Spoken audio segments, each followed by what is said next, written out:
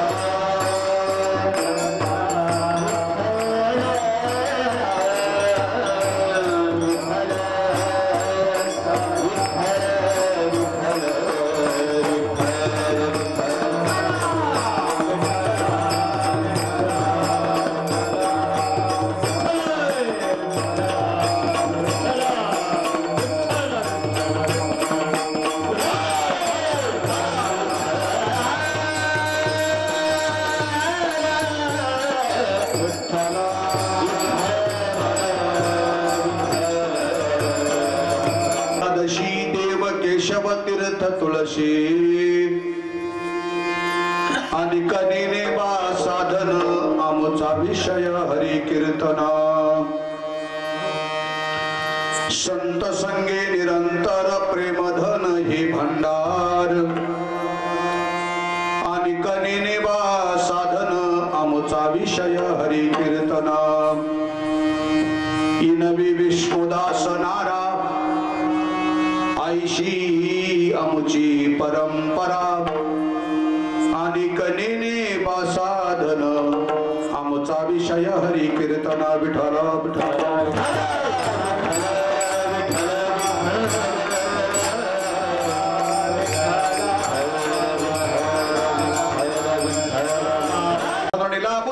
जगरणी तपानी मंडन मंडनानाम तरुण तुळशी माला कंदरम गज नेत्रम सदैवलहसं विठ्ठलं चिंतयामि नमो विठ्ठला राजया पांडुरंगा नमो रुक्मिणी बाहुली ज्ञानगंगा नमो पुंडलिका नमो चंद्रभागा नमस्कार माझा श्री रुक्मिणी पांडुरंगा पंढरीच्या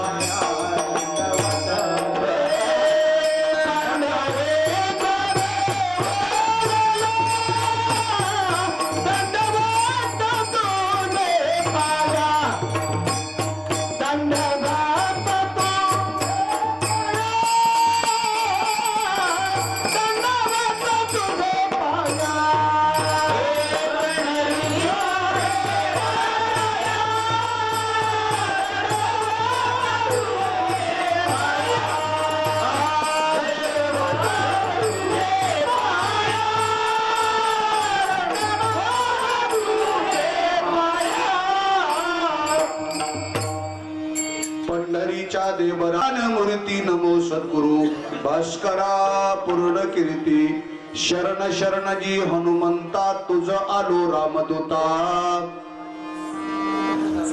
काय भक्तीच्या त्या वाटा मज दावाव्या सुबटा नमो ज्ञानेश्वरा निवृत्ती उदारा सोपान देवा मुक्ताबाई नमो त्रिभुवन पावनी अद्यत्र जननी देवाची म्हणूनच आम्हा व्रत एकादशी देव केशव तीर्थ तुळशी आणि कनीने बा साधन आमचा विषय हरी कीर्तना प्रस्तुत प्राप्त स्थळी प्राप्त प्रसंगी कीर्तन रूपी सेवेसाठी निवडलेला अभंग भू वैकुंठ नाम पंढरी या क्षेत्रात रहिवासी असणारे भगवान परमात्म्याचे सखे भगवान परमात्म्याचे लाडके भगवत भक्त ज्यांच्या हाताने भगवान परमात्म्याने नैवेद्य घ्यावा ज्यांच्या हाताने भगवान परमात्म्याने साक्षात दूध प्यावा हा ज्यांचा अधिकार ही ज्यांची योग्यता भागवत धर्म इमारतीचे असणारे थोर प्रचारक प्रसारक थोडक्यात इंजिनियर म्हटलं तरी वावगं ठरणार नाही संत नामदेव महाराज यांच्या गाथ्यातील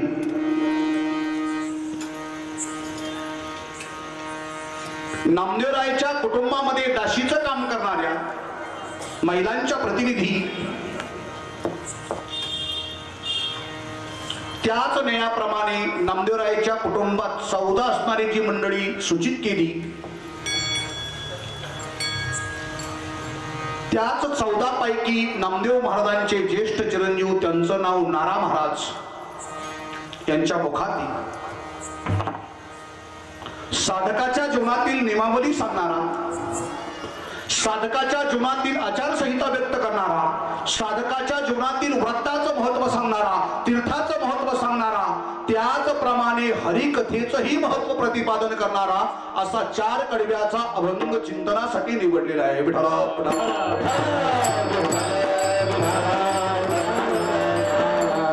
सेवेला सुरुवात करण्यापूर्वी संप्रदायाच्या दंडकाप्रमाणे थोडासा परिहार देणं अगत्याचं या प्रसंगी. सालाबाद प्रमाणे ज्या पवित्र निमित्ताने आपण सर्वजण एकत्रित येत असतो किंवा जे पवित्र निमित्त आपल्या सर्वांना एकत्रित आणत असतो, असू द्या अशा पवित्र स्थळामध्ये गेले 24 वर्षापासून चालत आलेली परंपरा, या परंपरेला, या कार्यक्रमाला आशीर्वादही मोठ्यांचे आहेत आणि या कार्यक्रमाला मार्गदर्शन सुद्धा असणारं मोठंच आहे.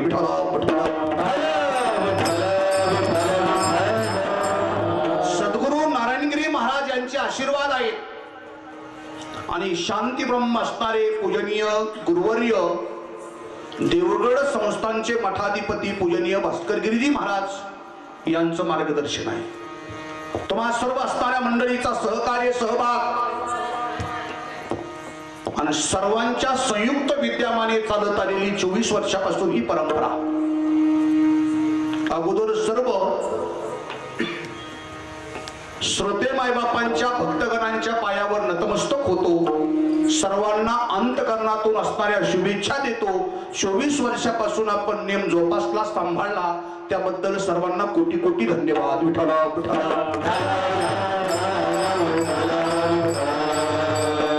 कार्यक्रमाचं फार मोठं अशा प्रकारचं औचित्य आपण साधलं आपल्या जीवनात. वास्तविक पाहता आपला सप्ताह म्हणजे कृतज्ञ सोहळा आहे. कृतज्ञ ज्या ज्ञानोबारायांनी जगाला तारणारं ज्ञान आपल्या सर्वांसाठी असणारं केलं, एवढ्या त्रासातून सहन केलं आणि सर्वांच्या हाती दिलं, त्याच ज्ञानोबारायांच्या त्या संतांच्या कृतज्ञतेतून असणारं उत्तीर्ण होण्यासाठी केलेली जी असणारी क्रिया आहे, केलेला कार्यक्रम आहे अखंड हरिनाम सप्ताह, ग्रंथराज ज्ञानेश्वरी पारायण सोहळा आणि या सोहळ्यातील 6व्या दिवसाची कीर्तन रूपी सेवा माझ्यासारख्या एक सामान्य लेकराच्या वाट्याला या प्रसंगी आलेली आहे. जीवनातलं भाग्य नव्हे सौभाग्य समजतो.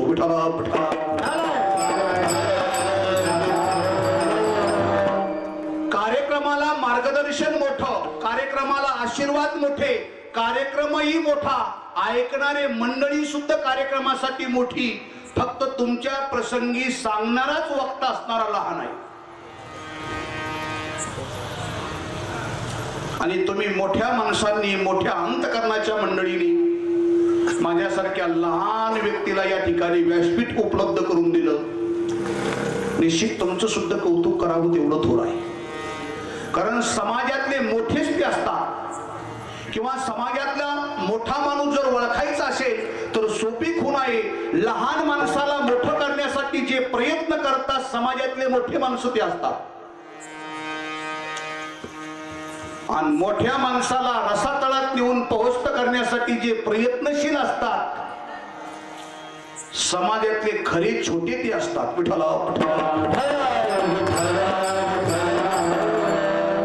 कार्यक्रमाला लाभलेली सर्व गुरुजन मंडळी, मृदंग वादक, पेटी मास्टर, उपस्थित असणारी सर्व महाराज मंडळी, वारकरी संप्रदायाची नेमावली म्हणून सर्वांना ज्ञानोबारायांच्या स्वरूपात पाहून सर्वांच्या पायावर नतमस्तक होतो.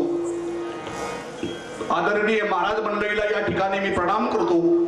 श्रोते मायबापांना अभिवादन करून माझ्या थोडक्यात असणाऱ्या अभंगाच्या दिशेने प्रवेश करण्याचा प्रयत्न करतो. नित्य नेम नामी ते प्राणी किंवा एका जनार्दनी ऐसा ज्याचा नेम तो देवा परम नामा म्हणे केशवराजा केला नेम चालवी माझा. आणि याच नेमाच्या प्रीत्यर्थ चिंतनासाठी अभंग निवडलाय नारा महाराजांचा. सर्व जाणकार मंडळी आहात. आतापर्यंत आपण अनेक अभंगावर असणारे चिंतन ऐकले. ज्ञानोबाराईचे अभंग ऐकलेत, तुकोबाराईचे ऐकलेत, नाथबाबांचे ऐकलेत, जनाबाईंचे ऐकलेत, बहिणाबाईंचे ऐकलेत, गहिनीनाथ महाराजांचे ऐकलेत, निवृत्तीनाथांचे ऐकलेत. नामदेव महाराजांचे ऐकलेत, सावताबाबांचे ऐकलेत, चोखोबाराईच्याही अभंगावर आपण कीर्तन ऐकलं असेल. पण तुम्ही म्हणाल नारा महाराज कोण आहेत? नारा महाराज जरी नामदेवरायचे चिरंजीव असतील, पण नारा महाराजांनी लिहिलेले अभंग संत पंचायतीने मान्य केले कसे? कारण वारकरी संप्रदायाकडे जर दृष्टी अवलोकन केलं तर वारकरी संप्रदाय हा असणारा संकुचित संप्रदाय नाही, व्यापक संप्रदाय आहे. वारकरी संप्रदायात कोणतंही काव्य वापरण्याची परवानगी नाही. वारकरी संप्रदायात कविता म्हणून चालत नाही. वारकरी संप्रदायात कुठलेच असणारे बाकीचे काव्य चालत नाही. याच्या पुढे जाऊन बोलतो राष्ट्रीय संत तुकडोजी महाराज यांनी ग्रामगीता सांगितली किंवा लिहिली. इतका सुंदर ग्रंथ आहे, पण तरी सुद्धा कीर्तनकाराला परवानगी नाही. तुकडोजी महाराजांच्या ग्रामगीतेतल्या ओव्या म्हणण्याची परवानगी असणारी संप्रदायाने दिली नाही. मंडळी विठ्ठला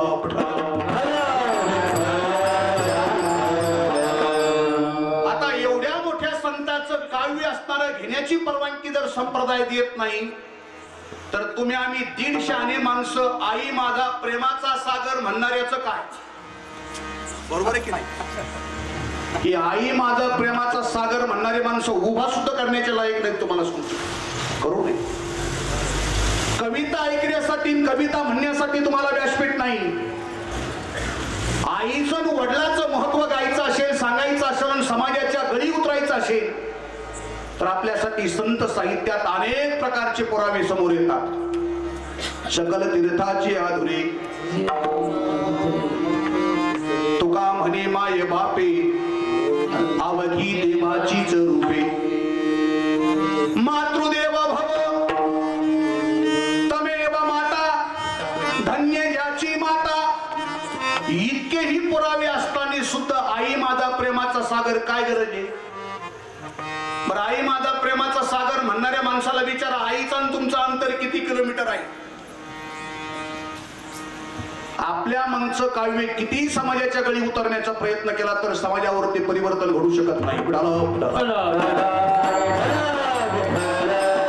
संतांचे शब्द म्हणजे ज्ञानोबारायच्या भाषेत बोलतो, माझ्या सत्यवादाचे तप वाचा गेली अनेक जन्मीचे सुकृत पदरी, त्याचे मुखी हरी पैठा होय. म्हणून त्या शब्दाचा प्रभाव आणि त्या शब्दाचा नक्की अशा प्रकारचा प्रचार समाजात लवकर होत असतो.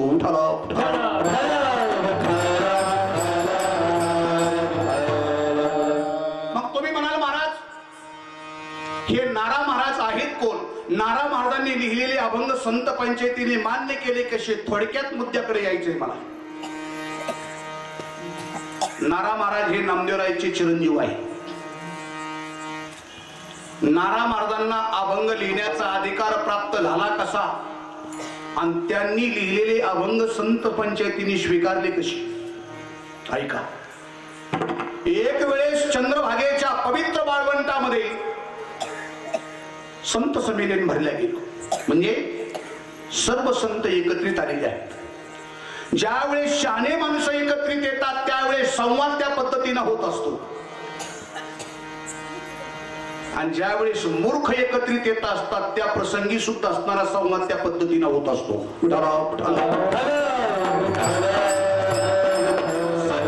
सज्जन मिले हो दो बात, पुढं गरज नाही. संत पंचायतीत असणारा सहज विषय त्या प्रसंगी निघाला. नामदेव महाराज चंद्रभागेच्या पवित्र वाळवंटात आलेले आहेत आणि संत पंचायतीत विषय चालू होता. वाल्मिक दुराचारी, आघोर कर्म करणारा, उन्मत्त क्रिया करणारा असा वाल्मिक, पण भगवान प्रभूचं असणारं गुणगान शतकोटी रामायणात लिहितोय. नामदेवरायच्या कानावर ते शब्द पडले आणि चंद्रभागेच्या पवित्र वाळवंटात ऐकलेला संवाद नामदेव महाराज त्या प्रसंगी पश्चाताप करू लागले. चंद्रभागे तिरी ऐकलेल्या गोष्टी वाल्मिके शतकोटी ग्रंथ केला. त्याच प्रसंगी नामदेव महाराज पश्चाताप करतात आणि त्या प्रसंगी संकल्प केला, प्रतिज्ञा केली नामदेवरायांनी, भगवान शतकोटी तुझे करीना भंग, भगवान परमात्म्याने नामदेव महाराजांनी परमात्म्याला असताना विनंती करून सांगितलं, चंद्रभागेच्या वळवंटात मी प्रतिज्ञा केली. भगवान बोलतात, नामदेवा, अरे वाल्मिकाने शतकोटी रामायण लिहिलं त्या काळात आयुष्य या मानवाला फार मोठं होतं बाबा, आणि आता या कलियुगात आयुष्य फार छोटं आहे रे. अल्पायुष्य मानव देह 100 वर्षे अर्ध झोपेत जातय, काही तारुण्य अवस्थेत, काही झोपेत, काही बालपणात नसणार भजनासाठी शिल्लक राहतंय काय खाली. नामदेवा, तू प्रतिज्ञा केली इथपर्यंत बरोबर. नामदेव महाराज बोलू लागले, भगवान, मी केलेली प्रतिज्ञा जर या प्रसंगी पूर्ण झाली नाही तर याचा परिणाम काय होईल सांगू. मी माझी जीभ काढून तुमच्या समोर ठेवील भगवान. नामा म्हणे आता न होता संपूर्ण, जिव्हा उतरून तुझ पुढे. भगवान थरथर थरथर कापू लागले, कारण भगवान परमात्म्याला माहित आहे मी केलेली प्रतिज्ञा खोटी झाली तरी चालेल, पण माझ्या भक्तांनी केलेली प्रतिज्ञा भगवान कधीच खोटी होऊ देत नसतो. उठाला उठाला. भगवान परमात्म्याने सरस्वती मातेला बोलवलं. सरस्वती माता आलेल्या आहेत, हात जोडले. भगवान, कशासाठी मला बोलवलं या प्रसंगी. जगाचे मालक सरस्वती मातेशी संवाद करतात. सारजेशी सांगे भीमातिरी हरी, बैस जिभे बरी नामयाच्या. नामदेवरायाच्या जिभेवर अधिष्ठान करा. नामदेवरायाच्या जिभेवर सरस्वती मातेचं अधिष्ठान झालं. नामदेवराय सहज शब्द बोलू लागले. त्याच शब्दाचं रूपांतर वेदांतामध्ये होऊ लागलं. मंडळी, नामदेवरायाच्या कुटुंबात एकूण 15 माणसाचं कुटुंब. आता कोण कोण कुटुंब आहे, सर्व कुटुंबाची यादी एका अभंगात जनाबाईने दाखल केली. गोडाई दोघी सासू सुना, नामद मद ना बापले का.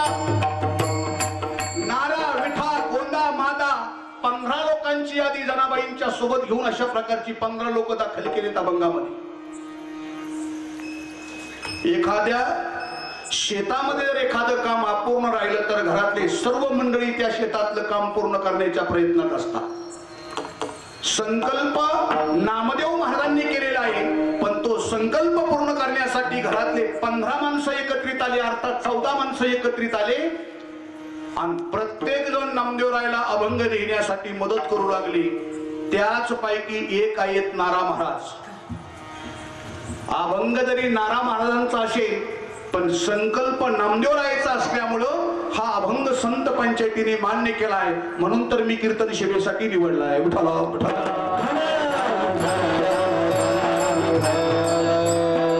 नारा महाराज सांगतात, अखिल मानव जातीच्या जीवनामध्ये सर्वात श्रेष्ठ असणारा व्रत जर कोणता असेल तर व्रता माझी व्रत श्रेष्ठ आहे, त्याचं नाव एकादशी.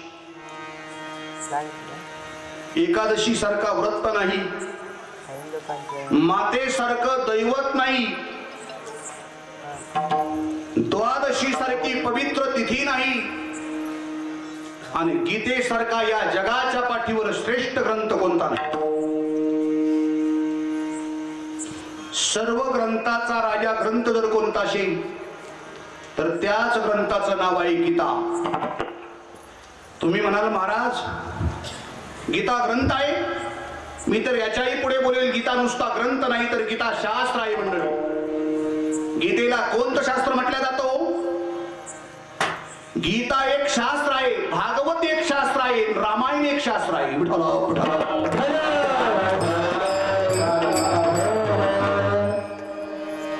गीता योग शास्त्र आहे.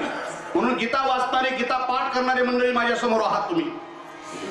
गीतेला योग शास्त्र म्हणतात. गीतेच्या अध्यायाची सांगता होत असताना शेवट ओळ तुम्ही तपासा. प्रत्येक ओळीमध्ये असणारा शेवट केलेला आहे. श्रीमद भगवद्गीता, श्री कृष्ण अर्जुन संवादे. मग कोणता योग असेल? पहिला अध्याय असेल तर कर्मयोग, 15वा अध्याय असेल तर पुरुषोत्तम भक्ती योग, संन्यास योग, ज्ञान योग, विज्ञान योग, विभूती योग. गीतेला योगशास्त्र म्हणतात. पण ज्या गीतेला योगशास्त्र म्हणतात तोच गीता ग्रंथ वाचण्यासाठी माणसं सुद्धा योग्य लागतात. बरं काय, अयोग्य माणसाने गीता वाचली बिन पाठ जरी केली तर उपयोग काही होत नसतो. 10व्या अध्यायात ज्ञानोबराय सुंदर प्रकारचं वर्णन करतात. आणि संजयाचा आणि धृतराष्ट्राचा संवाद एके ठिकाणी लिहितात. धृतराष्ट्र सिंहासनावर बसलेला आहे, संजय खुर्ची टाकून बसलाय. त्या सुरदास असणाऱ्या धृतराष्ट्राला संजय गीताशास्त्राचं तत्वज्ञान समजवतोय, सांगतोय. पण योग असा तत्वज्ञान ऐकता ऐकता धृतराष्ट्राला डोळा लागला, झोपलं. येते माणसाला कीर्तनात प्रवचनात लय लवकर झोपी. कीर्तनातला घराचा एवढाच फरक आहे बरं. काय घरी जाऊन अगोदर आथरून टाकावं लागतं, आथरुणावर अंग टाकावं लागतं, अंग टाकले डोळा लागतो. कीर्तनात अगोदर डोळा लागतो, नंतर अंग टाकीतो कोणाच तरी अंगावर. झोप. संजयाच्या लक्षात आलं. संजयाने आवाज केला, राजा अरे गीता शास्त्राचं तत्वज्ञान मी तुम्हाला समजवतोय आणि तत्वज्ञान ऐकता ऐकता तुम्ही झोप घेता. धृतराष्ट्राने आवाज केला, संजया कोण म्हणते रे मी झोपलोय? तेव्हापासूनची परंपरा आहे बरं. कीर्तनात झोपा घेणारे माणसं कधीच कबूल होणार नाही. माझ्या समोर एक दिवस एक म्हातारं डुकल्या खाते. मी म्हणलं बाबा सावध व्हा. म्हातारं तिकडून गुरकलं, तो चलून ती म्हणे मी डोळे लावून ऐकतोय. संजयाच्या लक्षात आलं. धृतराष्ट्राने पुन्हा आवाज केला, संजय मी झोपलो नाही, डोक्यातलं काढून टाक. संजयाने प्रश्न केला, किती अध्याय सांगितले? म्हणजे 18. अरे बा, श्लोक 700 आणि तू सांगितलेले 700चे 700 श्लोक 18चे 18 अध्याय मुखगत म्हणून दाखव बा. आणि केली ना धृतराष्ट्राने गीता म्हणायला सुरुवात. पहिल्या अध्यायातून 18व्या अध्यायाकडे गेला नाही, 18व्या अध्यायातून उलटी गीता म्हणत पहिल्या अध्यायाकडे आला. पहिली गीता पाठ करणारा, उलटी गीता म्हणून दाखवणारा राजापैकी पहिला राजा जर कोण असेल तर त्याचं नाव आहे धृतराष्ट्र. धृतराष्ट्राने गीता पाठ केली, उलटी म्हणून दाखवली, पण गीता शास्त्राचा जीवनात उपयोग होऊ दिला का? आणि जर गीता शास्त्राचा उपयोग झालाच असता तर पुढे होणारा रक्तपात नक्की थांबला असता. विठ्ठला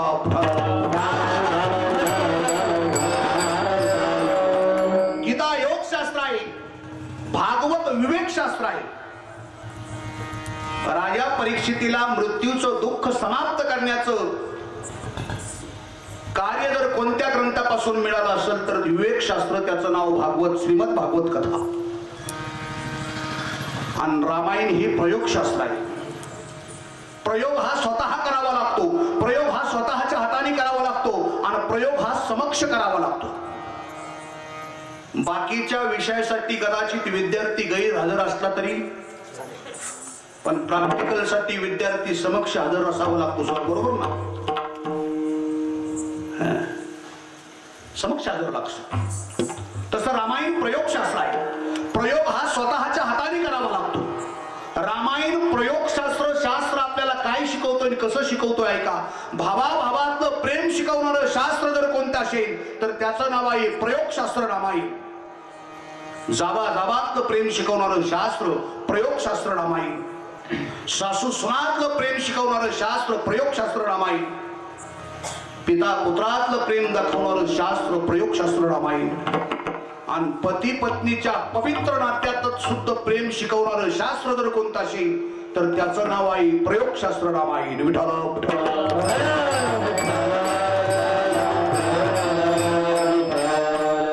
भावाभावाने एकमेकावर जर प्रेम केलं तर काय घडतं? रामायणाने प्रयोग शिकवलाय बाबा रे.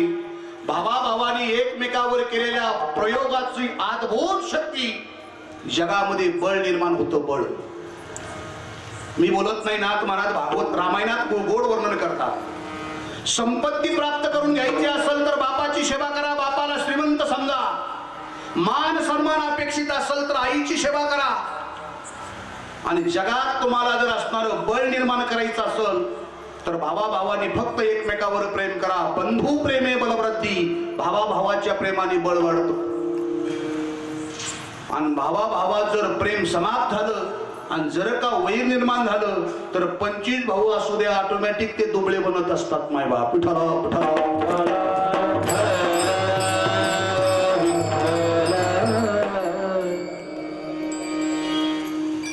पती पत्नीच्या शुद्ध नात्यातलं प्रेम शिकवणारं शास्त्र जर कोणतं असेल तर प्रयोगशास्त्र रामायण.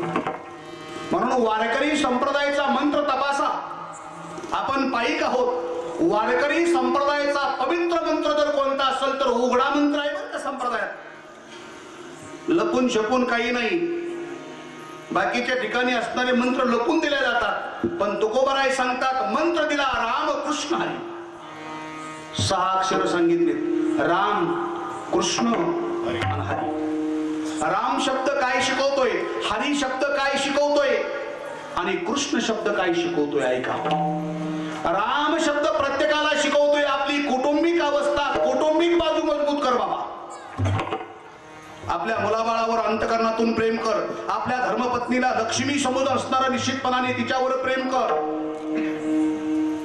कौटुंबिक बाजू मजबूत करा, राम शब्दाचा अर्थ आहे. ज्यावेळेस कुटुंब बाजू मजबूत होईल त्यावेळेस प्रत्येक व्यक्तीने कृष्ण शब्दाचा प्रयोग आपल्या जीवनात घ्यायचा. म्हणजे कृष्ण शब्द प्रत्येक व्यक्तीला समाजकारण शिकवतोय. प्रपंच मजबूत झाल्याच्या नंतर समाजकारण करा, पण आपलं नेमकं उलट घडतंय बरं. आपण राम शब्दाचा प्रयोग अस्तित्वात घेत नाही, जीवनात आणत नाही. अगोदर समाजसेवा करण्याच्या प्रयत्नात असतो, कृष्ण शब्दाच्या पाठीमागे लागतो, उपयोग होत नाही. राम शब्दावर भर द्या, आपली कौटुंबिक अवस्था मजबूत करा. त्यावेळेस समाजसेवा करण्याची असणारी संधी तुमच्याकडे येईल. कृष्ण शब्द सांगतोय समाजसेवा. आणि ज्यावेळेस समाजसेवा घडेल, कौटुंबिक अवस्था मजबूत होईल, त्यावेळेस हरी शब्द प्रत्येकाला शिकवून देतोय तुला एक दिवस मरायचंय. काय म्हणतोय? हरी शब्द प्रत्येकाला मरणाची आठवण करून देणार आहे. गाथा तपासा तुकोबारायचा. तुकोबाराय असं नाही म्हटले राम राम तुम्ही म्हणारे सकळ, कृष्ण कृष्ण तुम्ही म्हणारे सकळ, पण नक्की शब्दाचा प्रयोग केलाय. हरी हरी तुम्ही हरी हरी तुम्ही म्हणारे सकळ, हरी हरी तुम्ही म्हणारे सकळ, हरी हरी तुम्ही म्हणारे सकळ, हरी हरी तुम्ही म्हणारे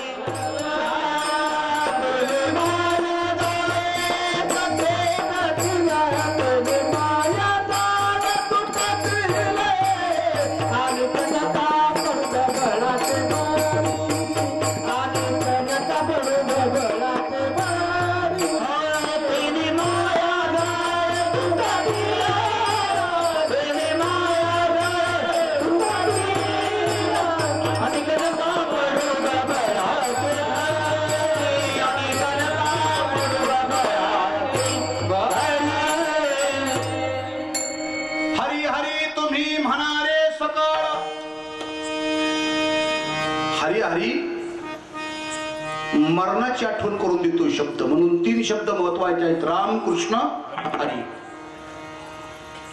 रामायण प्रयोगशास्त्र आहे. पती पत्नीच्या नात्यातलं पवित्र प्रेम शिकवतोय रामायण. म्हणून तुकोबारायचं जीवन तुम्ही तपासा. तुकोबारायांनी अगोदर आपली कौटुंबिक अवस्था मजबूत केली. म्हणजे काय केलं? संपत्ती कमवली का? आपल्या धर्मपत्नीवर अंतकरणातून प्रेम केलं. जिजामातेने सुद्धा आपल्या मालकावर अंतकरणातून प्रेम केलं. कधी कधी समाजात कधी कधी उलटे निरोप दिले जातात बरं. एक मोठ्या महाराजांनी सांगितलं, मोठ्या म्हणजे कंबर आवळायला कासरा नव्हता लागत त्यांना. गाजलेला माणूस होता, समाज त्या माणसाच्या पाठीमागे भरपूर आहे. त्या व्यक्तीने सांगितलं, एका शेतकऱ्याकडे तुकोबाराय गेले. त्या शेतकऱ्याने मोडी दिली ऊसाची. अरे ज्यांनी छत्रपती शिवाजी महाराजांचा नजराणा स्वीकारला नाही ते तुकोबाराय शेतातून डोक्यावर मुळी आणतील का हो? बस दिली तर दिली, जाऊ दे. शाळा सुटली होती, शाळेतले मुलं भेटले, सगळ्या मुलांना ऊस वाटून टाकले आणि एक ऊस घरी घेऊन आले. म्हणलं बर पुढं काय झालं? त्या ऊसाने जिजामातेने तुकोबारायला मारलं. अरे अरे वेड्या, ज्या तुकोबारायचं नाव घेतल्याच्या नंतर यमालाही धाक करतो, यम थरथर कापतो. जगा काळ खाये आम्ही माथा दिला पाय, काळ गुलाम सलाम तुकया घरी. ज्यांचं नाव घेतल्याच्या नंतर यम थरथर कापतो वागतोय त्या तुकोबारायला जिजामाता मारेल होय. बरं जिजामातेन जर तुकोबारायला मारलंच असेल तर माझं महत्वाचं पुढं आहे. आतापर्यंत आपल्याला यापैकी जर आपल्या पत्नीला जर कुणाला जर मारला असेल तर त्या व्यक्तीने हात वर करून दाखवा, महाराज मला मारलं माझ्या पत्नीने. आपल्यासारख्या दीड दमडीच्या माणसाला जर घरातलं कुणी आवाज करू शकत नाहीत तर तुकोबाराय सारख्या महात्म्याला जिजामाता खरंच अशा प्रकारचे घाव घालतील का? उठाला उठाला.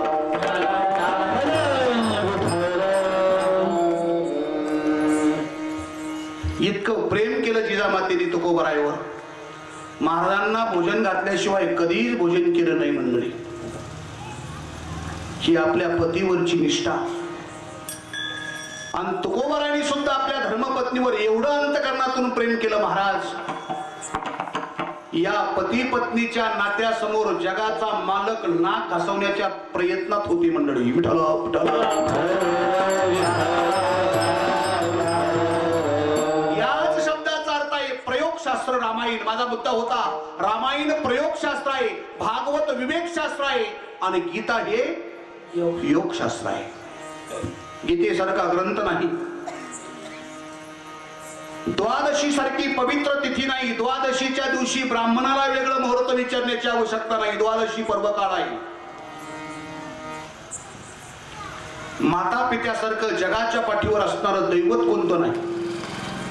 तुम्ही म्हणाल महाराज तिथी कळाली द्वादशी, ग्रंथ कळाला गीता, दैवत कळालं माता पिता, पण सांगा सामा अखिल मानव जातीच्या उद्धारासाठी सर्वात श्रेष्ठ आणि अद्भुत व्रत जर कोणतं असेल तर त्याच व्रताचं चिंतन अभंगाचं पहिलं चरण.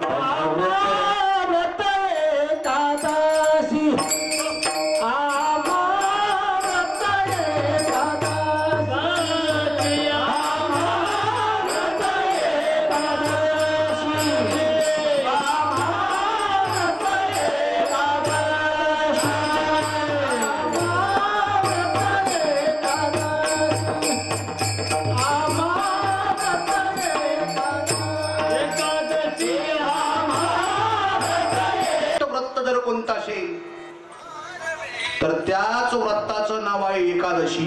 म्हणून नाना महाराजांनी शब्दाचा प्रयोग केलाय. आम्हा व्रत एकादशी. एकादशी सारखा श्रेष्ठ व्रत नाही. याचा अर्थ बाकीच्या व्रतांना मी कनिष्ठ लेखवतोय असं नाही, पण सर्व व्रताचा राजा जर कोणता व्रत असेल तर त्याच व्रताचं नाव आहे एकादशी. एकादशी सोडता तुम्ही किती बाकीचे उपवास केले तर ते उपवास तुम्हाला फल देऊ शकत नाही. कारण तुकोबारायचा गाथा म्हणजे वेदाचा अर्थ आहे. वेदाचा तो अर्थ आमाशीच ठावा. मग त्या तुकोबारायांना बाकीचे व्रत कळत नसतील का हो? गाथ्यामध्ये दोन व्रताचा नामनिर्देश तुकोबारायांनी केला. एकादशी व्रत सोमवार न करीती कोण त्याची गती होईल. महाराज सांगतात एकादशी व्रत सोमवार जर नाही केला तर तुमचं काय होईल ते म्हटले मला सांगता येत नाही. सर्व व्रताचा राजा व्रत एकादशी आहे. महाराज जो व्रत श्रेष्ठ आहे अद्भुत आहे इथपर्यंत कळालं, पण त्या व्रताची नियमावली कशी आहे हो? तो व्रत कसा करावा? तो व्रत किती दिवसाचा आहे? तो व्रत करत असताना त्या व्रताला जोड कशाची आहे? ऐका, एकादशी व्रत हा एका दिवसाचा नाही बरं. वा, एकादशी व्रत 3 दिवसाचा आहे. वायर पण सांगितलं तो तुम्ही घेत ना. वा वा वा, कुठाला कुठाला. एकादशी व्रत 3 दिवसाचा आहे. सर्व मोठ्या महात्म्याच्या निगडीत राहणारे मंडळी आहात आपण. जास्त बोलण्याची आवश्यकता नाही. पूजनीय संप्रदायातलं एक आगळं वेगळं व्यक्तिमत्व पूजनीय रामभाऊ महाराज राऊत. वेगळा ठसा उमटला त्या व्यक्तीने. जीवनात त्याग असावा लागतो आणि त्यागाशिवाय परमार्थ फलद्रूप होऊ शकत नाही. त्यागाशिवाय परमार्थ सुशोभित दिसू शकत नाही.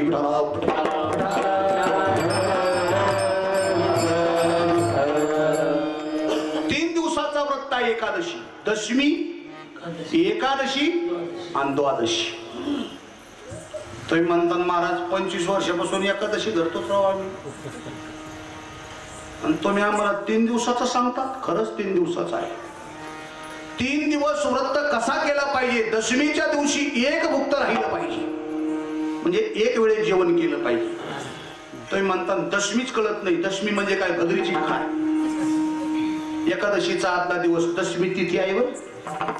बऱ्याच लोकांना सध्या तिथीच कळायला तयार नाही. मी तिकडे कराड तालुक्यात गेलो, तो कीर्तनाला एक जणांनी मला विचारलं, महाराज तुम्ही पैठणचे का? म्हटलं हो. नक्की? म्हटलं हो. आता जवळ पैठण असल्यामुळे पैठणचंच नाव सांगावं लागतं. म्हटलं पैठणच्या हो. महाराज बऱ्याच दिवसाचं विचारायचंय, पैठणचा आणि शेष्टीचा किती अंतर आहे म्हणजे. म्हणलं रामकृष्ण हरी.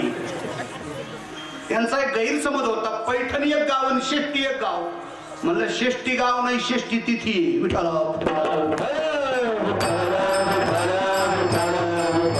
दशमी तिथी आहे. एकादशीचा आदला दिवस दशमी. एक भुक्त एकच वेळेस जेवण करायचं. म्हणून निष्ठावंत जो नामधारक वारकरी आहे, महिन्याचा वारकरी आहे, तो दशमीच्या दिवशी सूर्यास्ताच्या आत कमीत कमी चंद्रभागेचं स्नान करत असतो. महिन्याच्या वारकऱ्याचा नियम आहे. दशमीच्या दिवशी एक भुक्त राहायचं. एकादशीच्या दिवशी निराहार किंवा फलाहार करायचा, आणि द्वादशीच्या दिवशी सूर्य उदयाच्या आत पारणं सोडायचं. आता या नियमात कोण कोण बसत असत त्यांनी आपापल्या अंतकरणाला विचारायचं. आपली एकादशी एक दिवस, पण बोभाटा 3 दिवस. बऱ्याच लोकांचं ऐकायला मिळतं, आदल्या दिवशी भजनाला जाताना सांगून मी जरा उशिरा जेवणार आहे रात्री. बाईने विचारलं का? का म्हणजे तुला कळत नाही का उद्या एकादशी आहे ना? मग रात्री भाकरी का पोटर बांधून झोपण, आम्हाला काय घेणे. ठीक आहे. सकाळ आंघोळ केली, देवदर्शन करून आलं, 8 वाजताच विचारतं झाली का खिचडी? 8 वाजता एवढी खिचडी घेत अशी एवढी. हाताकडे लक्ष द्या, बोलण्याकडे नका लक्ष द्या. आणि मग पत्नीला सांगतो, येतो आता पैठणून चक्कर मारून, वारी चक्कर. मग चक्कर का मारीनाच आहे. तिथं गेलं तर सोयीनं राहत नाही. 10-20 कपची आवडीत, 2 डझन केळं खात, काही सफरचंद, काजू, बदाम काय असेल ते घेत, आणि घरी 2 वाजता येत. आता एवढा माल वाढल्याच्या नंतर चालता चालता नाही डोळा लागायचा. घरी येऊन झोपत. 5 वाजता उठतात, मंदिराच्या वटीवर येऊन बसतो. अजून कशी आहे ना व लाईट नाही बरं. त्याची पत्नी शेतात गेलेली असती कापूस याचायला. 5 वाजता ती माऊली, 7 वाजता येते कापूस डोक्यावर, शिडी हातात. तिला पाहिल्याबरोबर लांबूनच ओरडतं, लवकर यायला काय झालं तुला? ती म्हणते काय भानगड? काय भानगड म्हणजे? तुला माहित नाही मला एकादशी? आता एकादशी दिवशी माणसं खातोस का म्हणजे समाधान होईल तुझं? बरं ठीक आहे बाबा. संध्याकाळी पुन्हा फराळ करत भाजना करतात, पण जाता जाता पुन्हा सांगून जात. सकाळचा नियम आपला माहिती आहे तुला. सूर्योदयाच्या आत मी द्वादशी सोडत असतो. त्या बाईला एकादशी जवळ आले का मालक दिसत नाही, साक्षात यम दिसतोय. अरे खाणं हे का जीव देणं हे बाप्पा. विठाला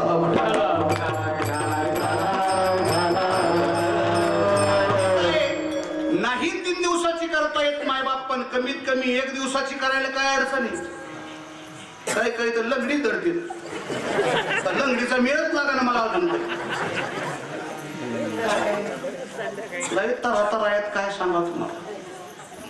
इतके माणसं सुशिक्षित झालेत साहेब, खोटं सांगत नाही, पण अजून काही काही गावात ज्ञानेश्वरी शब्द नीट येत नाही. परदिवशी मी कीर्तनाला गेलो, चालतं चालतं रस्त्यावर गाडी थांबवली. एक आजी येत होते, सुशिक्षित होत्या. म्हणलं आजी गावात सप्ताह चालू आहे का? म्हातारी म्हणली सप्ताह बिप्ता नाही बाबा, पण ज्ञानेश्वरी बसली 10-5 दिवसापासून. म्हणलं रामकृष्ण हरी. आमची गाडी निघणार तेवढ्यात म्हातारी मला म्हणले महाराज थांबा थांबा. म्हणलं काय भानगड? स्टँड कोण आले का? म्हणलं हो. आमचं केबल दिसलं का तिकडं? म्हणलं केबल? मी गाडीच्या खाली उतरलो. मला आजी मला काय केंबळ शब्द कळायला तयार नाही. म्हातारी म्हणली मग तो 7-8 वर्ष भाकरी जोड्या काढून देत नसते. म्हणलं बापरे. मागं पुढं पाहिलं म्हणलं कोणीच नाही. आजी मी पाया पडतो पण केंबळ शब्दाचा अर्थ सांगा. मग म्हातारी म्हणली महाराज तुम्ही स्टँड कोण आले ना. म्हटलं हो. आमचं म्हातारं दिसलं का म्हातारं. मला त्या दिवशी कळलं म्हाताऱ्याला केंबळ म्हणतात म्हणून. भागाभागात ती प्रथा बदलून असती ना.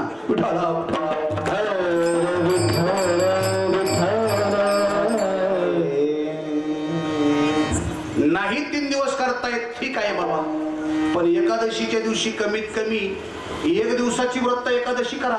आणि नाहीच एका दिवसाचं करता आलं तर कमीत कमी विनंती आहे एकादशीच्या दिवशी अन्न तरी ग्रहण करू नका. माय बाप मी बोलत नाही, तुकोबराय फार पुढे जाऊन बोलली.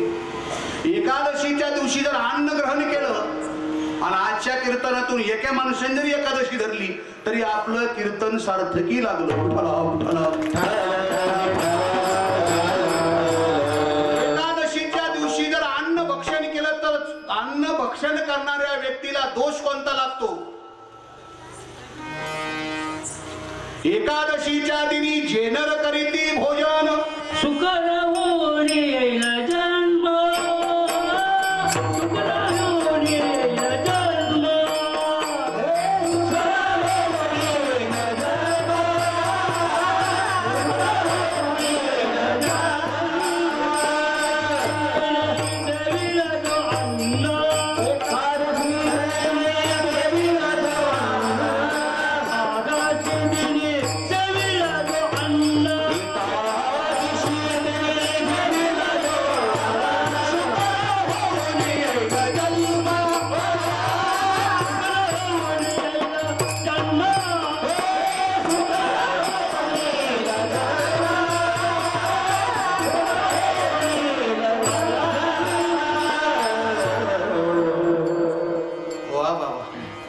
तुकोबरायचं प्रमाण सांगितलं त्याने डायरेक्ट नामदेव महाराजांचं सांगितलं. वा असे टाळकरी पाहिजेत. एकादशी दिदी शेवील जो अन्न सुकर होऊन येईल जन्मा.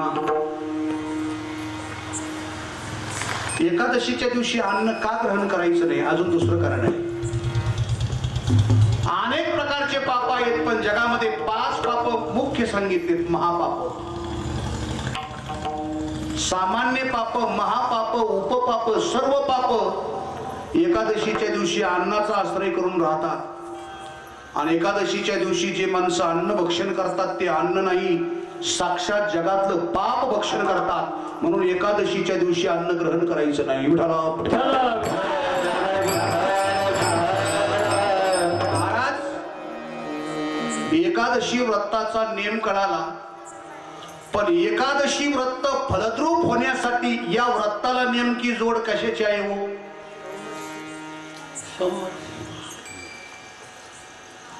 एकादशी व्रत फलद्रूप होण्यासाठी म्हणण्यापेक्षा कोणताही व्रत फलद्रूप होण्यासाठी व्रताला जोड आहे नामचिंतन.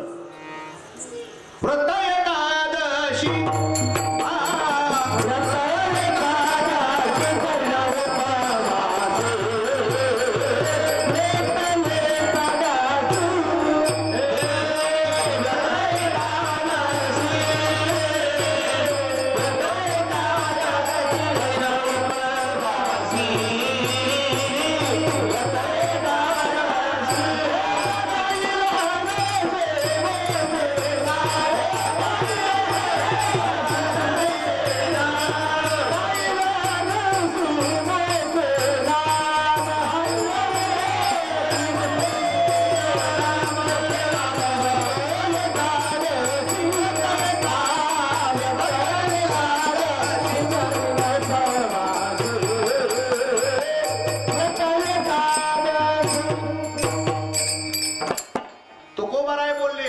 एकादशी करीन उपवासी आणि जोड सांगितली गायीना हरणीशी मुखीना. ऐका व्रताचे महिमान, ऐका व्रताचे महिमान. नेमे आचरिती जन, नेमे आचरिती जन. गाती ऐकते हरि कीर्तन, गाती ऐकते हरि कीर्तन. ते समान विष्णोशे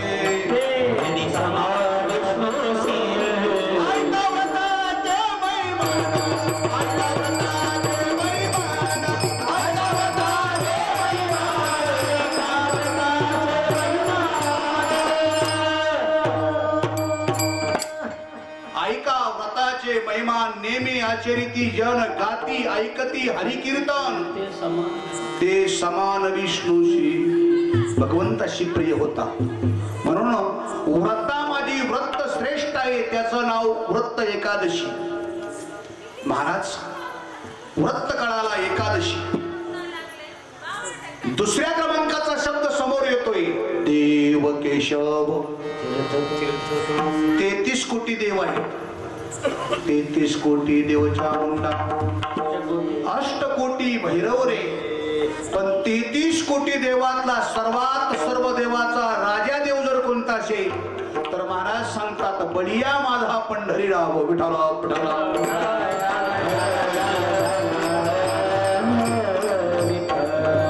जसं मंत्रिमंडळात खाते आहेत खाते वाटून दिलेले खाते. आरोग्यमंत्री, शिक्षण मंत्री, दळणवळण मंत्री, रेल्वे मंत्री, बांधकाम मंत्री, वन मंत्री, आरोग्य मंत्री, कृषी मंत्री, जलसंपदा मंत्री, पर्जन्य मंत्री, बरोबर ना? पावसाचा मंत्री आहे का तुमच्याकडं? फायरमन साहेब आहे बरं आहे का? आता नशीबे पावसाचा पर्जन्य मंत्री झाला नाही तेच बरं आहे. जर पर्जन्य मंत्री झालाच असता तर पाऊस जिल्हावाईज सुटत असता. जिल्ह्यातून तालुक्यात, तालुक्यातून पंचायत समिती, पंचायत समितीतून ग्रामपंचायत, मग ग्रामपंचायतनी लिस्ट काढली असती कोणत्या वार्डात किती मतदान, त्यांचे वावर वाढ्याला. जे मतदान विरोधात गेले त्यांच्या बांधव पाऊस नाही नाही नाही. सगळे खाते वाटून दिले, प्रत्येकाचं खातं स्वतंत्र आहे. तसं पण सर्व मंत्र्यावर जर कमांड कोणाची असेल तसं 33 कोटी देवावर जर कमांड कोणाची असेल तर बलिया माझा पंढरीराव म्हणून नाम निर्देश केला आहे. देव केशव. अनेक देव आहेत. शिळा तांब्याची बाहुले केली,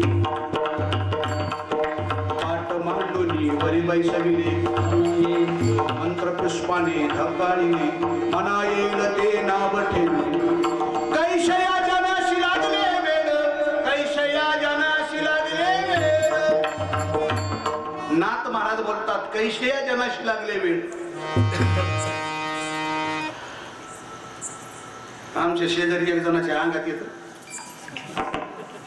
आणि त्यांचा धंदालाही चालतो. तुम्हाला सांगतो सकाळ सकाळ आपली पूजा झाली, बनेलवरच पलीकडे चाललो होतो. ते बसलो होतो डोळे लावून. माझ्या बोटाचा आवाज आला. मला म्हणे कोण आहे? म्हणलं झिरपे महाराज. तू काय आला? म्हणलं कोण पाहिजे? मला वाटलं की रेखच आलं काय नको. म्हणलं म्हणजे? ते म्हणे महाराज माझ्या अंगात देव आहे. म्हणलं बापरे, आमची 3 पिढ्याची परंपरा चालली वार करायची ना, आमच्या कसं स्वप्नात आहे ना अजून. ते मला म्हणला महाराज डुप्लिकेटचं कामच नाही. रामकृष्ण हरी बरं जाऊ दे म्हणलं. कैशया जनाशी लागले वेळ. सर्व देवाचा राजा जर कोणता देव असेल तर तो भगवान केशवराज पांडुरंग परमात्मा आहे. जो या देवाचाही देव बडिया माझा सुखरूपाईसा तुझा कोणी सांगा. सर्व सुखाच्या बर पाप रखोमा देवी बर. म्हणून देव केशव. महाराज व्रत कळाला एकादशी, देव कळाला केशराज. पण तीर्थ सर्वात श्रेष्ठ कोणता आहे हो? तीर्थ जर सर्वात श्रेष्ठ कोणता असेल तर त्याच तीर्थाचं नाव सांगतो तुळस. जगाच्या मालकाकडे सगळे भोग अनुकूल आहेत, सगळे अलंकार आहेत, पण पांडुरंगाला सर्वात मोठा अलंकार जर कोणता आवडत असेल तुळशी हार गळा. अतिप्रिया वडे तुळशी भोका, तैशीचा प्रीत करी भोळ्या भाविका. नामा पंकज पादुका श्री मस्तकी वंदित शे.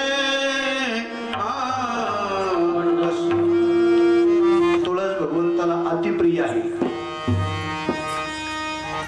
म्हणून तुळस तीर्थ आहे. ज्या व्यक्तीच्या गळ्यात तुळशीची पवित्र माळ असेल त्या व्यक्तीने घरी जरी आपल्या स्नान केलं तर 108 तीर्थाचं स्नान, 108 तीर्थाचं पुण्य त्या व्यक्तीला घर बसल्या मिळतं. मंडळी विठ्ठला विठ्ठला.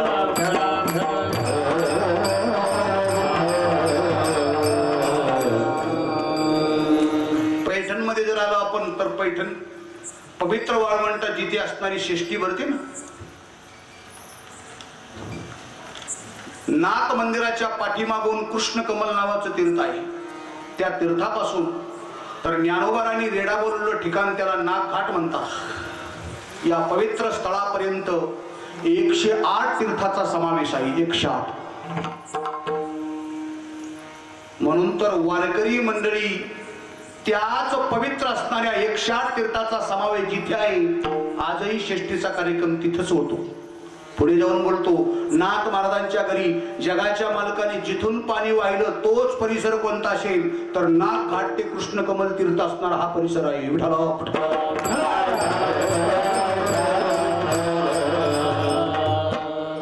तुम्ही म्हणता तुळसच का आवडते देवाला? तुळस कोण होती? तुळशीच्या बाबतीत जर आपण चिंतन पाहिलं तर तुळस ही वृंदा होती. कोणाची पत्नी होती? जालिंदर दैत्याची. जालिंदर दैत्य कशासाठी मारला भगवंतांनी सगळ्यांना श्रुत आहे. काय भगवंताला तुळस किती प्रिय आहे? प्राणापेक्षाही तुळस प्रिय आहे. सकाळचा प्रसंग आहे. 16,108 पत्न्या भगवान श्रीकृष्ण परमात्म्याला. 16,108 पैकी 8 पत्न्या मुख्य आणि 8 पत्न्यापैकी एक असणारी पत्नी सत्यभामा माता सकाळच्या प्रसंगात आपल्या अंगणात बसलेली आहे.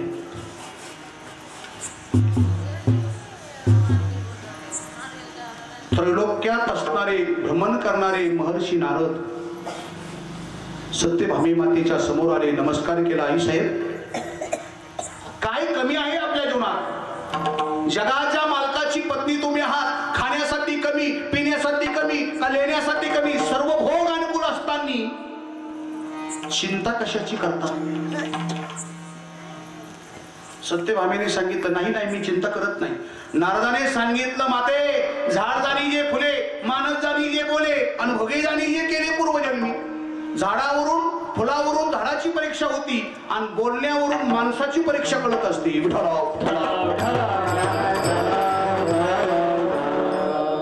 हो हो नारदा, मी चिंताग्रस्त आहे. चिंता करते कशाची? आईशी चिंता करी सदा सर्व काळ.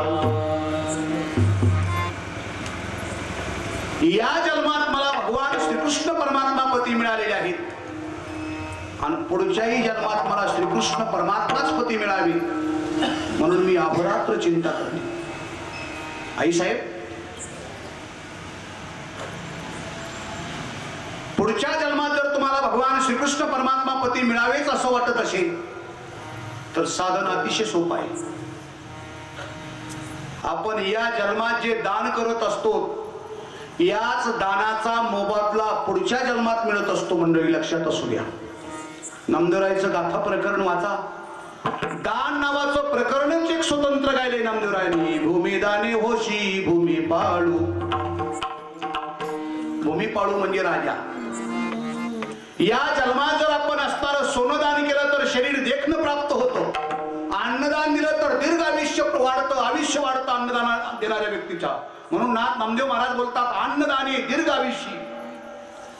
झाडं लावल्याच्या नंतर भगवान विष्णूचे दूत त्याच्या डोक्यावर छत्र धरतात. जे वृक्षे लावी ती सर्व काळ, तयावरी छत्राचे झल्लाळ. जे ईश्वरी अर्पिती फळ, आयशा दानाच्या पंगती. वेगळल्या सांगू किती, घ्या रे लक्ष्मीचा पती. विष्णुदास नामा मने विठ्ठल.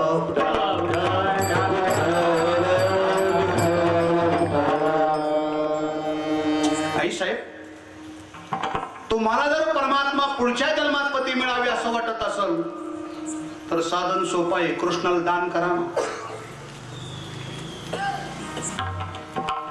सत्यभामा माता बोलतात, नारदा मी दान करायला तयार आहे पण घेतोय कोण? अहो आमच्या तुकोबारांनी तर देव पाठीत घातला आणि घरोघर घेऊन गेले. देव घ्या कोणी, देव घ्या कोणी. आयता आला घर घुसून. लोकांनी दरवाजा लावून सांगितलं देव न लगे. जागा नाही ठेवायला. कुठं ठेवतात तुमचं? महाराज म्हणले फुकट घ्या. नको म्हटलं. कोण घेतोय कृष्ण परमात्म्याला. नारदाने सांगितलं कोणी घेत नसेल तर मी पठ्ठ्या घेतो, देता का दान? आईसाहेब बोलले हो, सोडा संकल्प. जसं आजच्या काळात रजिस्ट्रीला किंमत आहे त्या काळात संकल्पाला किंमत होती बरं. सोडा संकल्प. सोडला ना संकल्प. सत्यभामा दान करी हुजूर नाही अंगीकारी, सेवकाच्या शिरी धरुणी चाले पादुका. संकल्प सोडला. नारद महर्षी भगवान परमात्म्याकडे गेले आणि आपले ओले झालेले हात दाखवले. भगवान हात कशाने ओले झालेत? म्हटले पाऊस आला असेल. नाही नाही, तुमच्या धर्मपत्नीने सत्यभामिनी संकल्प सोडलाय, मी तुम्हाला दानात घेतलंय. परमात्मा बोलतात नारदा काय काम करू मी सांगा ना. तुमच्या गळ्यातला हिना घेऊ का म्हटले पाऱ्याला. माणसं सत्यात सगळे काम करतील पण पारा म्हटला का थरथरच कापते. काही भागात तर म्हणत पडली घी ना द्या यांना. पण जळगाव भागात जा सव्वा महिन्याची सप्ते जर कशासाठी केल्या जात असतील तर विण्याचा पहारा प्रत्येकाच्या गळ्यात 5 मिनिटं यावा ही ग्रामस्थाची प्रामाणिक इच्छा असते मंडळी. विठाला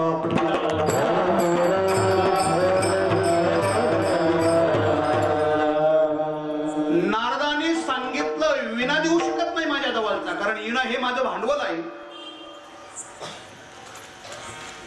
भगवान घ्यायचे असेल तर माझ्या पायातल्या खडावा घ्या. जगाच्या मालकाने नारदाच्या पायातल्या खडावा आपल्या डोक्यावर धारण केल्या आणि जगाचे मालक थै थै थै नाचू लागले. 16,107 स्त्रियांना ही गोष्ट कळाली. सर्व देव स्त्रिया नारदाकडे गेल्या. नारदांना विनंती केली, नारदा एवढा करा उपकार, आमचे पती परत द्यावो. नारदाने सांगितलं दिलेलं दान जर परत घ्यायचं असेल तर विना मोबदल्याचं घेता येत नाही, आणि जर विना मोबदल्याचं जर ते दान परत माघारी घेतलं तर ब्रह्महत्या केल्याचं पाप लागते. काय द्यावं लागेल नारदा? नारदाने सांगितलं तुम्हाला जर तुमचे परमात्मा परत पाहिजे असेल तर या परमात्म्याच्या भारोभार सुवर्ण द्यावं लागेल. देवश्रियाने सांगितलं आमच्याकडे काय सोनेल कमी. त्या देवाच्या बायका होत्या वारकरी थोड्याच होत्या. वारकऱ्याच्या बायका 2दाच पिवळ्या दिसतात. लग्नात हळद लागली का तवा एकदा पिवळी, का वेळचं दुखून झालं का तवा एकदा पिवळी. आपल्याकडे कशाचं सोनं? ठीक आहे, भरपूर सोनं आहे. नगरीमध्ये पारड लावल्या गेलं. एका पारड्यात भगवंताला बसवलं आणि 16,106 स्त्रियांनी आपापले अलंकार आणून टाकले. डोंगराप्रमाणे ढीग लागली म्हणलं, पण भगवंताचं पारडच उचलायला तयार नाही. तेवढ्यामध्ये एक धृतिका उठलेली आहे. धावत धावत रुक्मिणी मातेकडे गेली आणि रुक्मिणी मातेला आवाज दिला, आई साहेब नगरीत काय घडलंय तुम्हाला माहित नाही का? म्हटले नाही. काय घडलं सांगा. त्या धृतिकेने आवाज केला, रुक्मिणी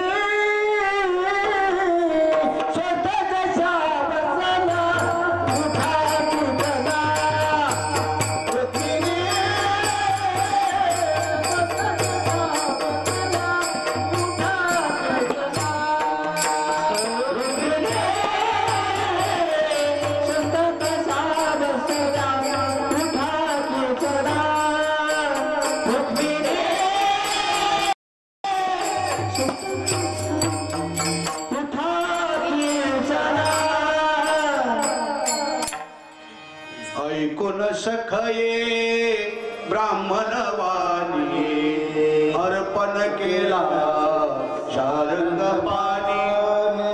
नारद नाम ब्राह्मणाचे शब्द ऐकले, जगाच्या मालकाला मी दान केले.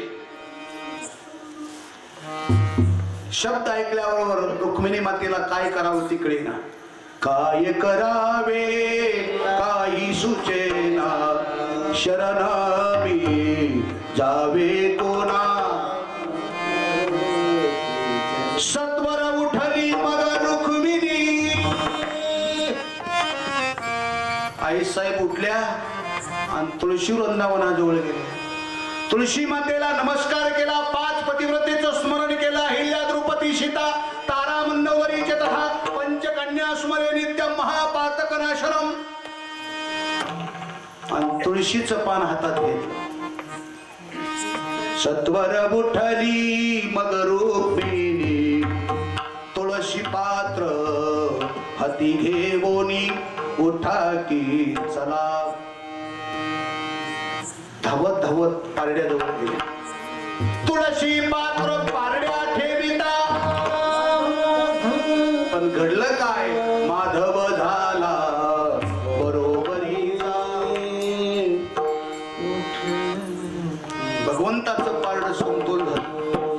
एका तुळशीच्या पाना जर भगवंताचं पारड समतोल होतंय तर बाकीच्या देवश्रिया म्हटल्या हिच्या तुळशीच्या पानाने जर पारड समतोल होतंय तर आपले दागिने कशाला ठेवता येत? गेले दागिने. आता त्यांचे दागिने काय आपल्यासारखे होते काय? डोरलं. आमच्याकडे तर काका डोरलं राहिलंच नाही मागच्या 2 वर्षाच्या काळात. कोणती बातमी फक्त यांच्याकडे प्रसार करायचा, प्रचार करायचं काम. आमच्या शेवगाव तालुक्यात 1 डोरलं शिल्लक राहिलं नाही. अशी बातमी पसरली, डोरलं जर गळ्यात असलं तर भाव जगतच नाहीत म्हटली. कीर्तन येऊस तरच आमचं डोरलं सोनाराकडं. प्रत्येक बातमी यांच्याकडे द्यायच्या तुम्ही. मागे एक बातमी निघली होती, साडी चोळी घेऊन जायचं, तिकडून इकडून गोडधोड जेवण साडी चोळी घेऊन जायचं. ते मला म्हणले, अहो तुम्हाला बिडाकून बातमी आलेली माहिती का? बीड सुद्धा नीट म्हणा ना, बिडाकून आली का? म्हणलं बिडाकून आलेली मला माहिती, पण नगराकून आलेली तुला माहिती आहे का? काय म्हणलं, नगरकडून अशी बातमी आली, बिडकडची बातमी तुला सांगतो, साडी चोळी घेऊन जायचं आणि येताना 5 तोळेचं लाकीट घेऊन यायचं. ती म्हणली आपल्याला जायचंच नाही. अरे खिशे कापा पण पोलिसाच्या नका कापू ना. काय कोणत्या बातम्या? फक्त यांच्याकडे. बाकीच्या सर्व देवश्रियांनी आपापले दागिने उचलले. भगवंताच्या पारड्यात फक्त तुळशीचं 1 पान राहिलं मायबाप. पण तरी भगवंताचं पारड समतोल आहे. का घडलं? भाव देखोनी रुक्मिणीचा. नाथ महाराज बोलतात, शरण एका जनार्दनाचा उठा की चला. म्हणून तुळस हे तीर्थ सर्वात उच्च आणि श्रेष्ठ आहे. विठ्ठल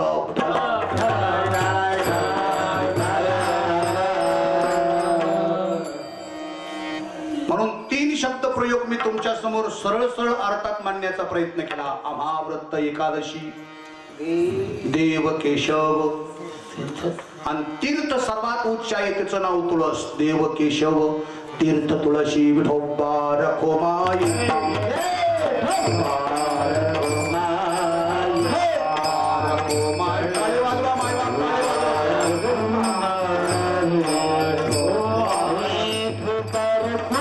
सरळ सरळ शब्दशर्थ मी तुमच्या समोर ठेवलाय. एक 5 मिनिटं शिल्लक आहे. आपली शाळा जिल्हा परिषदची वर उशिरा भरली तरी चालेल, पण वेळेत सुटत असते.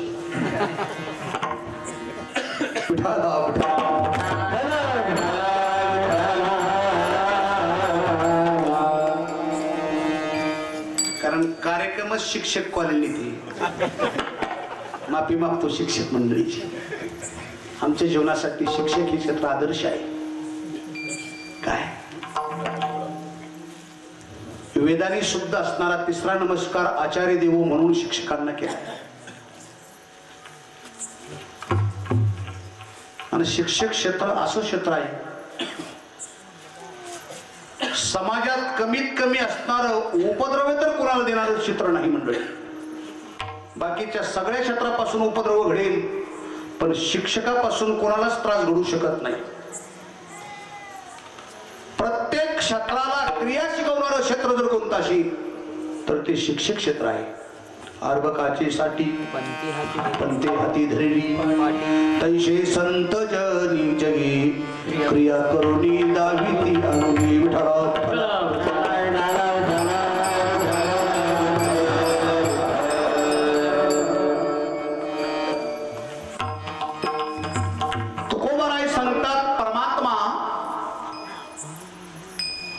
या जगाच्या पाठीवर सर्व जगाचा मालक जर कोण असेल तर माझा पांडुरंग आहे.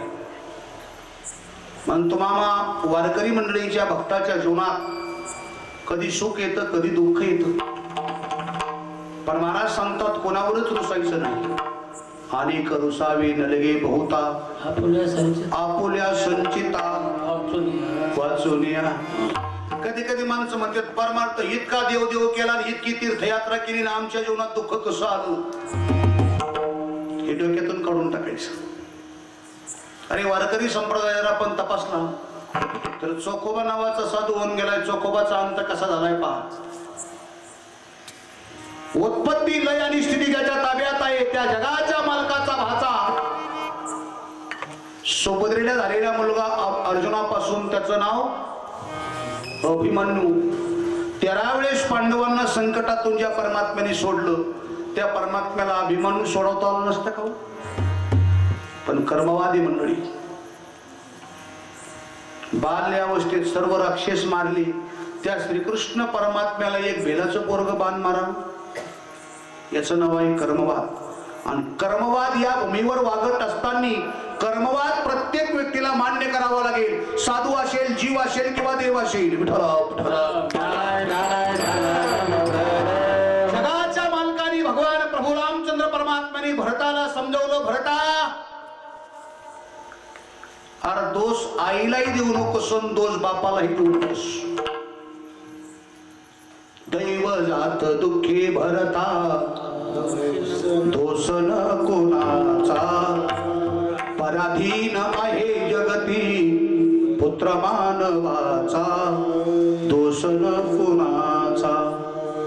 नवे दोषी माता कैकई, नवे दोषिता राज्य त्याग कानन यात्रा, सर्व कर्मजात खेळ चाललाशे माझ्या पूर्व संचिताचा, पराधीन आहे जगती पुत्र मानवाचा. विठ्ठल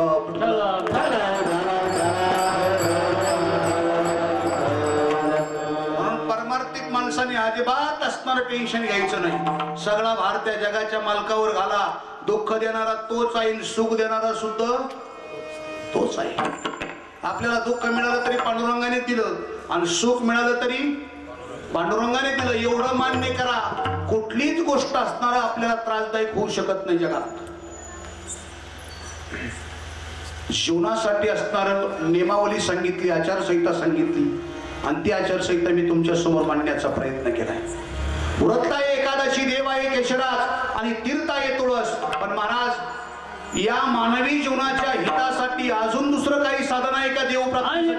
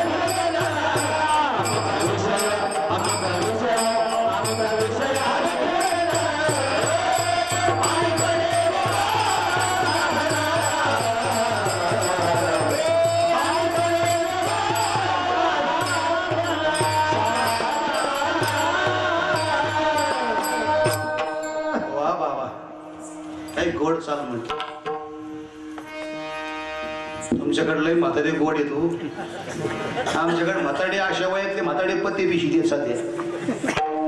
प्रत्येक ठिकाणी असणारी सगळ्यात पत्ते पिसायला संख्या जर कोणती असत तर या वयातली सगळी चष्मेवली आधी पुढं.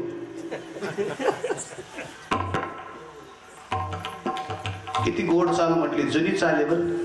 अंगावर शहारे येतात, जाऊ द्या. अनेक नेने वा साधन आमचा विषय. साधन अनेक आहेत. पहिलं साधन आहे देव प्राप्तीचं कर्म मार्ग, दुसरं साधन आहे योग मार्ग, तिसरं साधन आहे ज्ञान मार्ग आणि चौथं साधन आहे भक्ती मार्ग. कर्म मार्ग सोपा नाही, मंत्र चढे थोडा तरी दलची होय. योग मार्ग सोपा नाही. वयाची आट आहे. कोणत्या काळात योग करता येत नाही.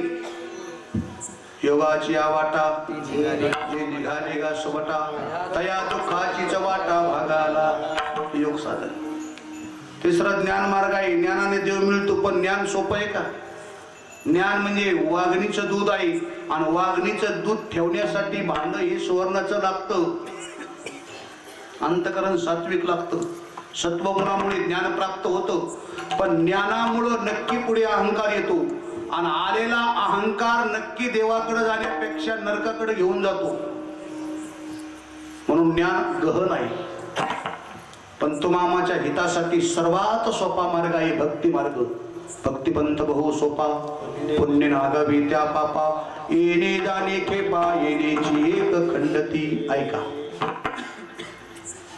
आणि तो भक्तिपंथ कलियुगात कोणत्या माध्यमातून केला पाहिजे? प्रत्येक युगात असणारे साधन सांगितले. यज्ञाने देव मिळत होता. पण कलियुगात देव जर कशाने प्राप्त होत असेल तर कलियुगामाधी करावे.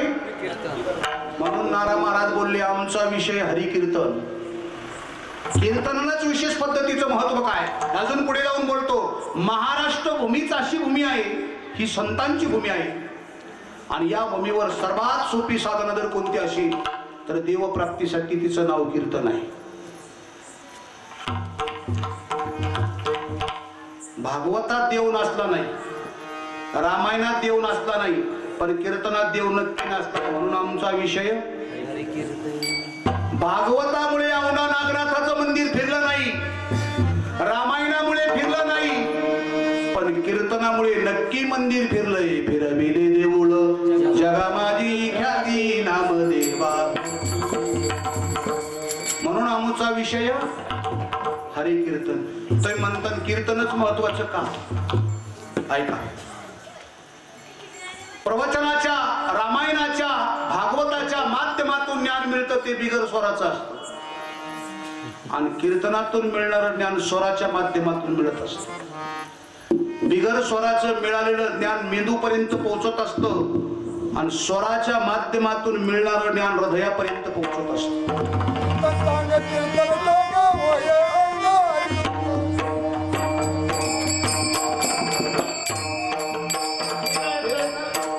होय अंग हरिरूप कीर्तन चांग, कीर्तन चांग. अंग हरिरूप होण्याचं साधन कीर्तन. सर्व सुशिक्षित मंडळी आहेत, अभ्यासक आहात, तुम्ही कदाचित मला प्रश्न विचारू शकतात, महाराज नक्की स्वराचा आणि हृदयाचा संबंध आहे का? स्वराचा आणि हृदयाचा संबंध आहे. विज्ञान बाजू तपासा. अनेक हृदयरोग तज्ञांच्या मुलाखती ऐका. हृदयाचा आणि स्वराचा संबंध आहे हे पटत नसेल तर अजून सोपं करून सांगतो. गावात लग्न असेल, लग्नामध्ये डीजे नावाचं वाद्य वाजत असेल, डीजे वाद्य वाजत असताना प्रत्येक माणसाच्या मेंदूला धक्के बसतात का हृदयाला धक्के बसतात? म्हणजे स्वराचा हृदयाचा. विज्ञान बाजू मांडली.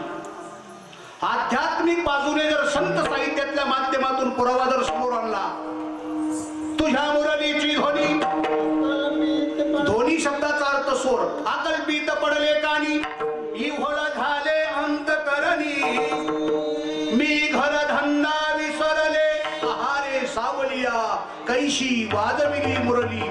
स्वराचा हृदयाचा संबंध आहे. म्हणतात महाराज भागवतात काय स्वर नसतो काय? भागवतात स्वर असतो, रामायणात स्वर असतो, पण तुकोबारायला ते वाद्य मान्य नाही. बरं काय? जीवाच्या कल्याणासाठी श्रेष्ठ आणि अद्भुत वाद्य जर कोणतं असेल तर त्या वाद्याचं नाव आहे लावणी मृदंग. श्रुती टाळ घोष, विना टाळ आणि पखवाज म्हणजे मृदंग. पहिल्या पूर्वीच्या काळात मृदंग मातीचा असायचा म्हणून मृदंग. या वाद्यातल्या स्वरात एक ताकद आहे, टाळातल्या स्वरात एक ताकद आहे आणि विण्याच्या स्वरात एक ताकद आहे. म्हणून तर शहाणी विद्वान जे माणसं असतात वर्षातून एक वेळेस का होत नाही, पण आपल्या राहत्या घरामध्ये हे वाद्य वाजवण्याच्या प्रयत्नात असतात. अर्थात ते भजन करत असतात. राहत्या घरात मृदंग टाळ आणि जर विना वाद्य वाजले तर घरातले सर्व दोष समाप्त करण्याची अद्भुत शक्ती या वाद्यात आहे. मंडळी विठ्ठल अजून जयकार वाद्याचा महाराज जर एवढंच म्हणून राहिले असते करा जय जयकार वाद्याचा नक्की कीर्तनात पक्का सोडून ढोलकी वाजायला घाबरले नसते महाराज. पण पुढे नियमावली दिली मृदंग विने अपार टाळ घोड सात्विक वाद्य आहे. या वाद्याचं स्वर जर कानावर पडला तर आजारी माणूस सुद्धा असणार सुख आणि समाधान प्राप्त होतं. या वाद्याची ताकद. आणि बाकीचं वाद्य आहे या वाद्याचे स्वर जर कानावर पडले तर चांगल्या माणसाची सुद्धा बीपी लो होण्याची शक्यता. म्हणून सात्विक वाद्य आहे. आणि म्हणून महाराज सांगतात या कीर्तनात हे वाद्य वाजवल्या जातात आणि या वाद्याच्या माध्यमातून स्वराच्या माध्यमातून मिळणार ज्ञान एका जन्माचं नव्हे तर 7 जन्माचं कोट कल्याण करणार आहे. म्हणून आमचा विषय हरी कीर्तन संत संगे निरंतर प्रेमधन हे भांडार इनवी विष्णुदास नारा आईशी आमची परंपरा आणि कनेने बा साधन आमचा विषय हरी कीर्तन ज्ञानेश्वर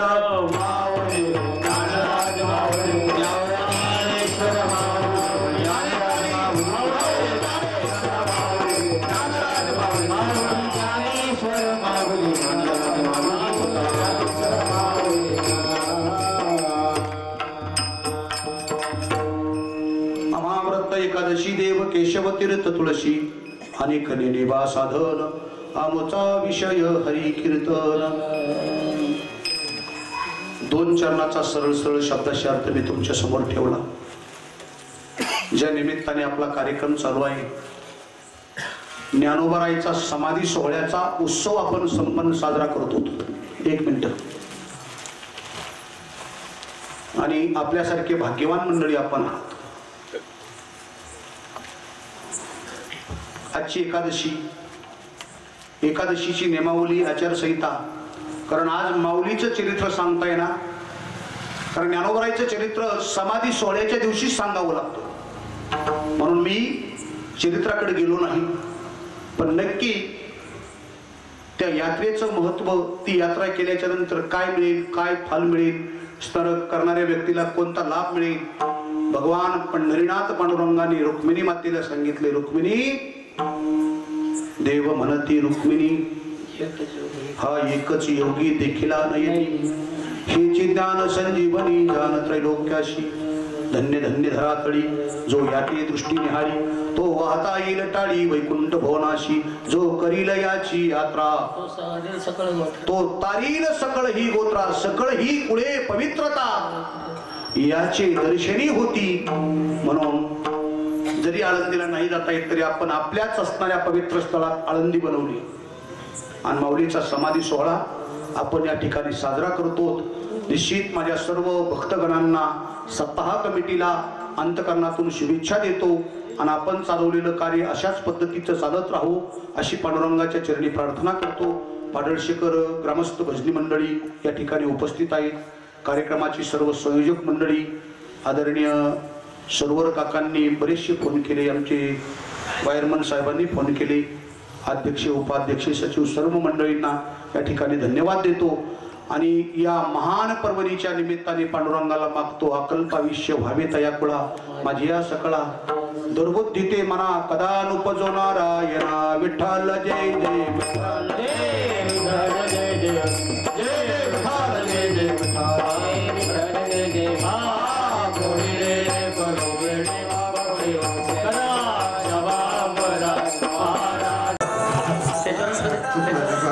तालुका शेवगाव यांनी येऊन सुंदर असं या ठिकाणी नामदान दिल्याबद्दल महाराज आम्ही खरे तुम्ही सांगितलं आमचं सौभाग्य आमचं खरंच बहुत भाग्य आहे. या ठिकाणी खरं या दिवशी खरं म्हणजे महाराज भेटत नाही. आणि आपलेगाव जिल्हा जळगाव हे या ठिकाणी उपस्थित झाले. त्यांनी इनाम घेतला आणि सुंदर नृत्य करून या ठिकाणी दाखवल्याबद्दल गावकरी वतीने त्यांचा आभार मानतो.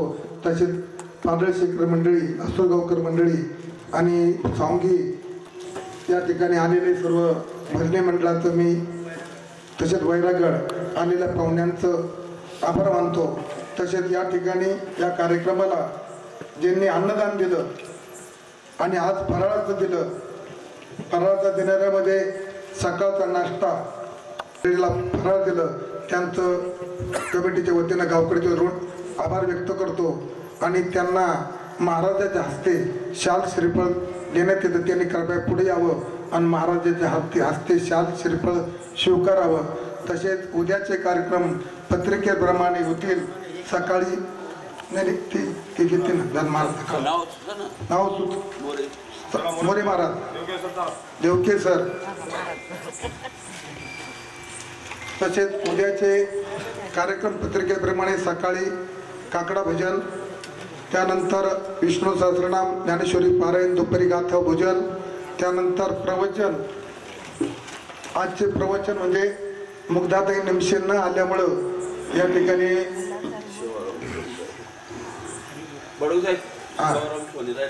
कालचे हरिभक्त पारायण विजय महाराज खेडकर यांचे कीर्तन, उद्याचे अन्नदाते, सकाळचा नाश्ता प्रकाश सकाराम विरोटे, दुपारचा नाश्ता साहेब पारदे, रेणुका कृषी सेवा केंद्र.